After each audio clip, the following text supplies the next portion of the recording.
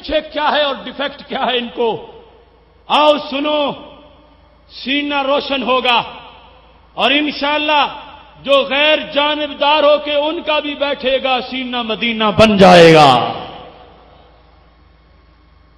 معاملہ کیا ہے کہ شرک اصغر تو ہے مگر شرک اکبر، سارے بولو شرک اکبر امت میں، اور شرک اصغر سے ان کا کام نہیں چلتا، کیونکہ شرک اصغر سے بندہ رہتا مسلمان ہی ہے، اور ان کا کام تب چلتا ہے جب امت مشرک ہو جائے اور فتویٰ دیں کہ اب ان کا قتل جائز ہے، ان کی بیویاں چھیننا جائز ہے۔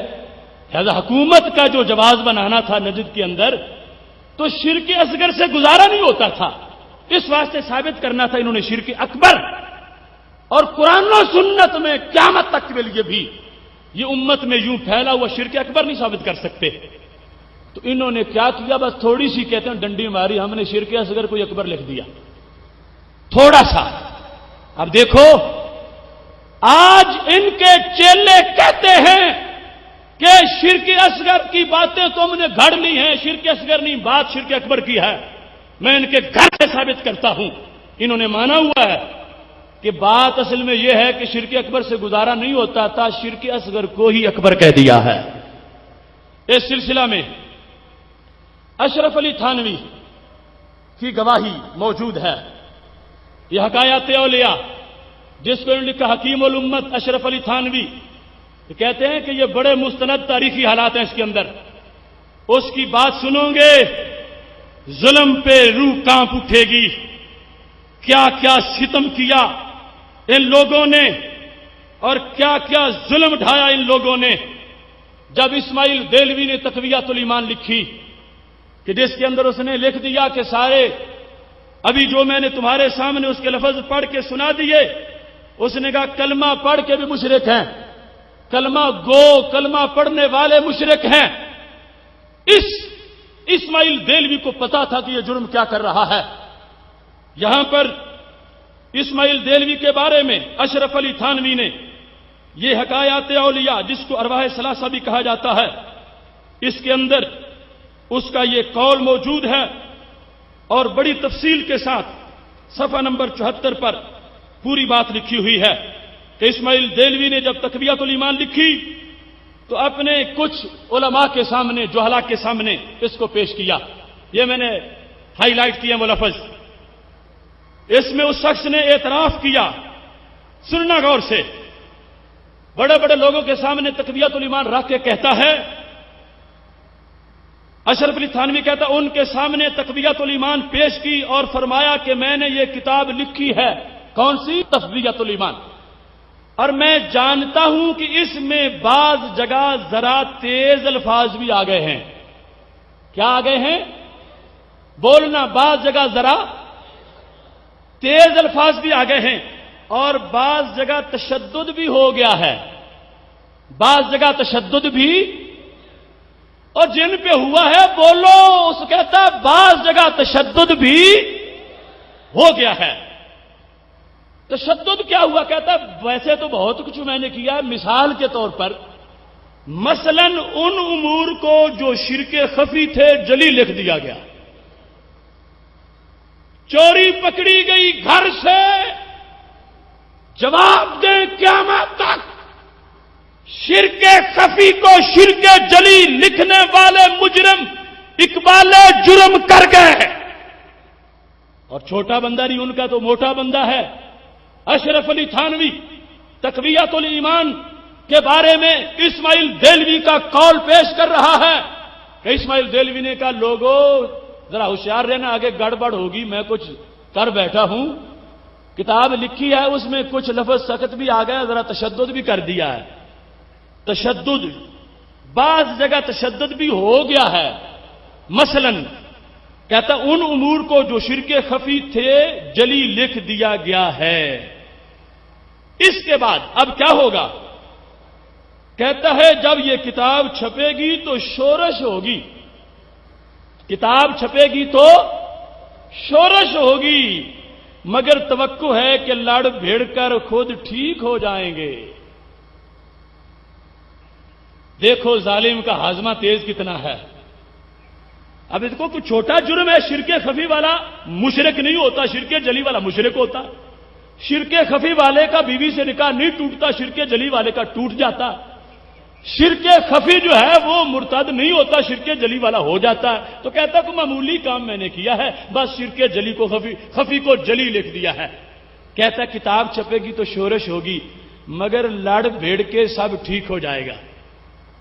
اب اس کو یہ امید تھی کہ چند لوگ ہیں جو باز اٹھائیں گے اور پھر دب جائے گی، ہمارا سکہ چل جائے گا، ہم نے جو امت کو مشرک بنایا مان لیا جائے گا۔ اسے پتہ نہیں تھا رضا بریلوی کے بیٹے زندہ ہیں، جو چور کی چوری پکڑیں گے اور بتائیں گے کہ شرک خفی ہے، شرک جلی ہے۔ ہم یہ چوروں پر واضح کریں گے کہ اس امت نے شرک جلی نہیں کیا، غیروں کے ایجنٹوں نے، برطانیہ کے سوداگروں نے، بحری قزاقوں نے حکومت بنانے کے لیے شرک خفی کو جلی لکھا تھا۔ کہتے تھے نجد میں، اس طرح ترجمہ یہاں کر کے بتا دیا گیا۔ تو کہتا لڑ بڑ کے چپ کر جائیں گے، اگر اس کی روح کو زندگی ملتی آج دیکھتا ریلوے اسٹیڈیم کو۔ روح ویسے زندہ ہی ہوتی ہے، مرتی نہیں، مگر ان کی روحیں بھی مردہ ہی ہوتی ہیں۔ نعرہ تکبیر، نعرہ رسالت، فیضان رضا جاری رہے، فیضان رضا، فیضان رضا، فیضان رضا، فیضان رضا۔ میں کہتا ہوں تو لکھ رہا تھا لڑ بھیڑ کے چپ کر جائیں گے، یہ ہزاروں چپ نہیں کریں گے، چپ کرا کے چھوڑیں گے۔ یہ عہد ہے انشاءاللہ ادارہ صراط مستقیم کا، جان میں جان رہی ہم عقیدہ توحید کے غیور سپاہی، مر جائیں گے توحید پہ سودا نہ کریں گے، لڑ بھیڑ کے چپ نہیں کر جائیں گے۔ ہم بتائیں گے چور نے چوری کی ہے کہ شرک خفی کو شرک جلی لکھ دیا ہے۔ اور صرف ایک بات نہیں، دیکھ لو وحید الزمان، اس نے جو گھر کا بھیجی ہے ساری باتیں تو اس نے بتا دی ہیں۔ میں نے پیش کیا تھا پچھلے سیمینار میں، سارا سال اس کا نام نہیں لے سکے، اس کا بھی ہم نے جواب دینا ہے۔ یہ وحید الزمان یہ 26 نمبر صفحہ ہدیۃ المہدی میں لکھتا ہے، شدد بعض اخواننا من المتاخرین فی امر الشرک وضیق دائرۃ الاسلام، کہ ہمارے کچھ متاخرین غیر مقلدوں نے، نام حاشیے پہ لکھا ابن عبد الوہاب نے، کیا کیا ہے کہ شرک کے مسئلے میں تشدد بڑا کیا ہے۔ کیسے؟ جو مسلمان تھے دھکے دے کے ان کو نکال دیا اسلام سے۔ ہم سے جھگڑنے والے اپنے گھر کی تو خبر لیں، پہلے ان کی تفتیش کریں، اور بلکہ اس سے آگے پوچھو تو معاملہ اس سے کہیں آگے کا ہے۔ یہ ارشاد القاری شرح بخاری جس نے ان کی مت ماری، یہ دیکھ لو، اس میں یہ لکھا ہے تحقیق شرک کا مضمون ہے، علماء دیوبند کا شیخ الحدیث ہے، اور بات ایسی ہے کہ جب تک زندہ رہیں گے جلیں گے، جواب نہیں دیں گے، یا پھر چپ کر کے میرا مسلک مان جائیں گے۔ یہاں پر تحقیق شرک کے اندر کیا لکھا ہے یہ دیکھ لو۔ جس وقت مزارات گرائے گئے تھے حجاز میں، طائف کے مسلمانوں کو شہید کیا گیا تھا، وہ عبد الوہاب شمری نے تو لکھا ہے، غیر جانبدار مورخین لکھتے ہیں عورت کی عزت کا تقدس اتنا پامال کبھی نہیں ہوا جتنا ان کی جنگوں میں ہوا، نجدیوں کی جنگوں میں، اور قرآن پر گھوڑے دوڑائے گئے، لاکھ سے زائد مسلمان ایک ایک شہر میں شہید کر دیے گئے۔ آج لوگوں کو درد ہو رہا ہے، تحفظ حرمین کا نام لیتے ہیں، ظالموں کے ظلم بھی تو بیان کرو، کیا کچھ انہوں نے کیا ہوا؟ حرمین کو کوئی ڈر نہیں، بحری ڈاکوؤں نے جو ظلم کیے ہیں ان کو حساب دینا پڑے گا۔ اب بیداری کا اربوں میں زمانہ آ گیا ہے۔ اب یہاں پر جو اس کے لفظ ہیں، میرے نزدیک وہ مولوی نہ حضرت ہے نہ مولانا ہے، جو اس نے لکھا ہے میں وہ کہہ دیتا ہوں۔ کہتے حضرت مولانا شبیر احمد عثمانی فرماتے ہیں کہ جب ہم جمعیت العلماء کی طرف سے مکہ معظمہ گئے، توجہ سے سننا، تو سلطان ابن سعود سے بات ہوئی کس سے؟ ابن سعود سے۔ میں نے کہا کہ آپ نے اہل طائف کو مباح الدم کیوں قرار دیا؟ طائف کے مسلمانوں کو تم نے واجب القتل کیوں قرار دیا؟ کہ مسلمان تھے، کعبے سے مقدس خون تھا اور تم نے لاشیں گرا دی ہیں۔ اس کے سننے سے پہلے ایک تمہیز ذہن میں رکھ لو، ہمارے نزدیک قبروں کو سجدہ ناجائز ہے، قبروں کا طواف ناجائز ہے۔ ہم نے ادارہ صراط مستقیم کی طرف سے فتوے مفتیان کرام کے دستخطوں سے تقسیم کیے، پریس کانفرنسیں کی، اعلی حضرت فاضل بریلوی نے بھی لکھا ہے، سارے ہمارے اسلاف کا مذہب ہے کہ سجدہ تعظیم اس امت میں حرام ہے، اللہ کے سوا کسی کو سجدہ تعظیم کرنا جائز نہیں ہے، اور سجدہ عبادت کفر ہے۔ اور یاد رکھنا، حرام کام ناجائز تو بڑا ہی ہے نا، حرام جو ہے، مگر حرام کرنے سے بندہ مشرک نہیں بنتا۔ اب ایک بندہ شراب پیتا ہے تو اس نے حرام کیا، مانتا ہے کہ شراب پینا حرام ہے، مگر اس نے پی لی تو حرام کام کیا۔ یہ نہیں کہ کہو اس کی بیوی کا نکاح ٹوٹ گیا یا یہ مرتد ہو گیا، حرام سے فاسق بنتا ہے، مشرک نہیں بنتا۔ حرام سے لوگوں کو روکنا ہے۔ اب اس نے پوچھا ابن سعود سے کہ تم نے اہل طائف کو مباح الدم قرار کیوں دیا؟ جرم کا بھی ذکر آ گیا کہ واقعہ ایسا انہوں نے کیا تھا۔ طائف کے مسلمانوں کا واجب القتل ہیں، بیویاں چھین لو، انہیں مار دو، ثواب ملے گا، یہ فتویٰ دے دیا۔ یہ کون ہے؟ دیوبندیوں کا لیڈر جمعیت علماء کا پہنچا ابن سعود کے پاس، وہاں جھگڑ پڑا کہ ظلم تم بڑا کر رہے ہو، مباح الدم قرار دے دیا طائف والوں کو۔ تو اس نے جواب میں کیا کہا؟ انہوں نے جواب دیا کہ وہ قبروں کو ایسے سجدہ کرتے ہیں جیسے صنم کو کیا جاتا ہے، لہذا کافر ہے، مباح الدم ہے۔ یہ اس نے لکھا ہے سجدے والی بات۔ ویسے انہوں نے تو لکھا ہے کہ یا رسول اللہ صلی اللہ علیہ وسلم کہتے ہیں، تو ہم نے ان کو واجب القتل قرار دے دیا۔ لیکن یہاں کیا لکھا کہ ابن سعود نے کہا یہ چونکہ قبروں کو سجدہ کرتے ہیں جیسے صنم کو کیا جاتا، تو اس واسطے یہ کافر ہیں اور مباح الدم ہے۔ اب جھگڑ گیا شبیر عثمانی ابن سعود سے۔ اس نے کہا،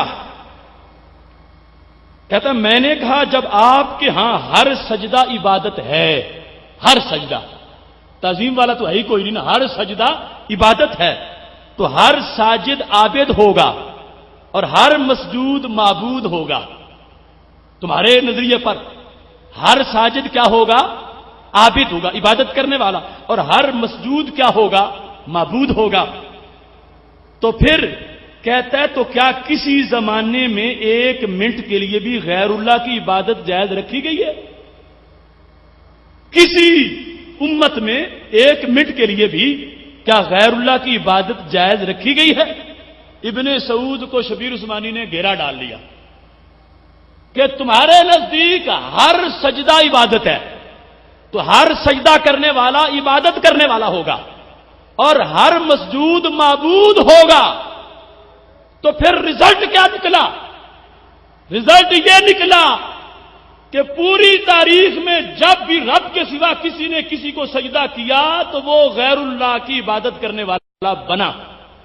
تو کیا ایسا ہوا کہ کبھی ایک منٹ کے لیے بھی رب نے کسی اور کی عبادت کروائی ہو؟ تو ابن سعود چپ کر گیا۔